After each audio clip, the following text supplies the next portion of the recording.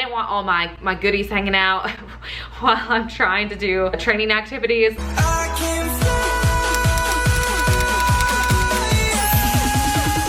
Good morning, you guys, and welcome back to my channel. My name is Kat and I am a flight attendant for a major US airline. I am actually in Tampa, Florida right now on a layover. I'm about to get ready to leave, but I did get this DM on Instagram, which if you're not following me, I will put it right here. If you do need to contact me, that's usually the best way to get a hold of me, through the DMs. I can try to respond, I would say usually within a few days of the messages, unless I'm just completely overwhelmed. That's a great place to reach me at. But anyways, I did get this DM on there, and so I figured let's address it. So let me go get my phone and I'll read it to you. Okay, so it says, "Hi, I've been following you on YouTube since I started applying for flight attendant positions. You're dope."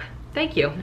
"Can you make a video about the pool drill / training, or did you talk about it in any of your videos? By the way, I live in Charlotte. Shame you're leaving, but happy about your transition progress."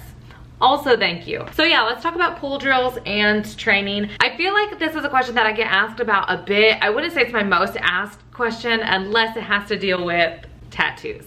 Then suddenly people are concerned about pool training. But yeah, let's go ahead and talk about it. I guess one of the first things we should talk about is, does every airline have some kind of pool drills or pool training? And the answer to that is no. So when I went to my regional airline, we did not have any pool training. When I went to my mainline airline, we pretty much had a whole day devoted to that. I know for us, the pool training was actually towards the beginning of training. It was like within I would say the first 2 weeks. I know for other airlines, the pool training is actually sometimes in the last week of training. Now, obviously because I've been with 2 airlines, but only one of which actually did pool training, my advice and perspective is pretty much gonna be from this one experience. So I don't know exactly how every airline does their pool training, but I will give you my experience with it, and hopefully it'll just translate across the board. Now, I think one of the most asked questions in regard to pool training, like I said, is about tattoos. So let's just go ahead and address it and get it out of the way. For us, our tattoos were allowed to be visible during pool training, but that also meant that you had to have disclosed your tattoos. Obviously, you do not want to show up at pool training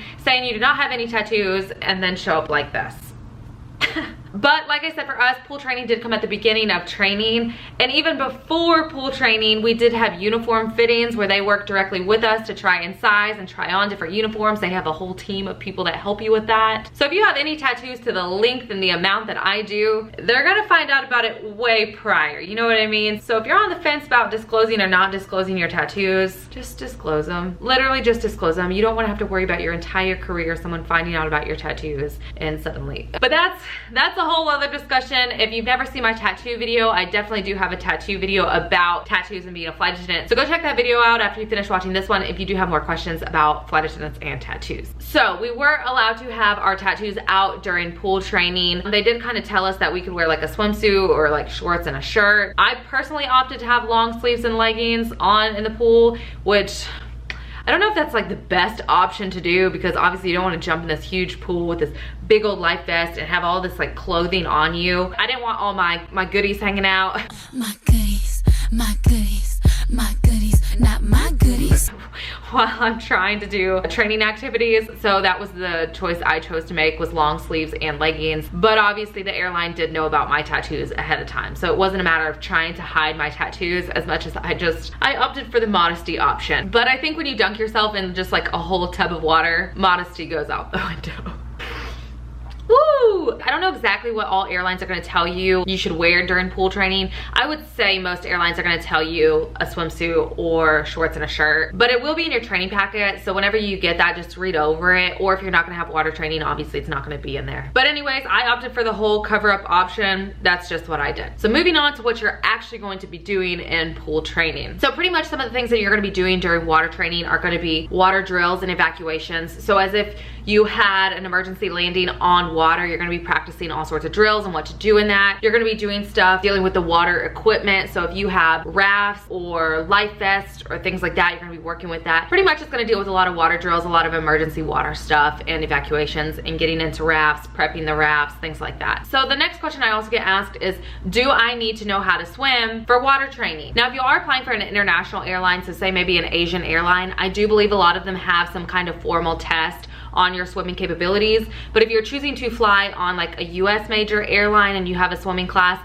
a lot of them you do not need to know how to swim. Now, so you will have to wear a life vest during pool drills, and pretty much in an emergency water landing, that's what they're going to expect of you. All planes for the most part have crew life vests, plus most planes for passengers have passenger life vests or the seat cushions that do float. So you are going to be wearing a life vest. So you do not need to know how to swim necessarily, and I would say about usually one person in each training class probably doesn't know how to swim. But my personal recommendation to you, this is not from an airline, this is from me specifically, is you should learn how to swim. So you don't need to know how to swim to get through training, but I think it's a skill for flight attendants that would be very beneficial, because you never know what can happen in an emergency drill or landing, and say that for some very strange reason you don't happen to get your life vest, it's going to be your responsibility to help out all of those passengers. So obviously if you know how to swim in those situations, it's just going to be better for you, it's going to be better for your passengers, and that will also eliminate the fear aspect if you don't know how to swim and then for whatever reason did have to have an emergency landing or evacuation on water. Then you can obviously eliminate the fear of not knowing how to swim, so you can be better adapted and ready to handle that situation with your passengers, your crew, and everything like that. You get what I'm saying? So if you don't know how to swim, I wouldn't let that keep you from applying to be a flight attendant. I would definitely still apply, but I would take it upon yourself to go take some swimming classes and learn how to swim, because it's only going to be beneficial to you. Now, as far as all the other stuff that you're going to be doing during your water ditching day, like learning the parts of your life vest, learning the water safety equipment, learning what to use and when to use it and things like that, learning where your water equipment and your rafts are located on all of the different kinds of planes, all of that stuff they're going to teach you in training. So I wouldn't worry about too much of that stuff. You're pretty much going to learn it in training,